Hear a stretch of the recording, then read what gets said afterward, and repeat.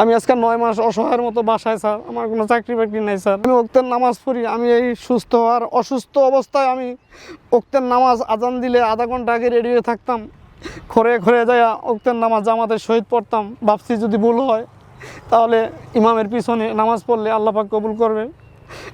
আমি স্যার নামাজ পৃথিবীতে যতদিন থাকি একবেলা কম খাবো, কিন্তু নামাজ ছাড়বো না।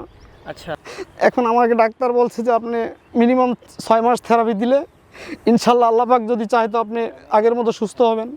তবে স্যার অপারেশন করাটা বড় কথা না, আত্মীয়স্বজনের কাছে আসতে টাকা পয়সা আনতে আনতে সবাই বিরক্ত হয়ে গেছে স্যার। 9টা মাস বাসায় বসে থাকা তো অনেক ব্যাপার, 2 বেলা থেরাপি দিলে প্রায় 1000 টাকার উপরে লাগে। কিন্তু আমি তো স্যার এখন যেই কামাই করি এই কামাই দিয়ে আমার সংসারই চলে না। আপনি এখন যে আয়রনের একটা দোকান দিয়েছেন, এই আয়রনের দোকান দেওয়ার পিছনে আসলে কারা ছিল? ইউটিউব থেকে যে যারা দিছে না, ওইখান থেকে আমি কম করে খেলেও কিছু টাকা রাখছি যে আমার কখন কি কাজে লাগে। আমি অনেক ভাবনা চিন্তা করে দেখি যে আমি স্যার আমি 200, 250, 300, 350 টাকা পাইছি 4 দিনে, ডেলি 300, 400 টাকা করে পাই। এটা আমার কাছে অনেক গর্ব স্যার।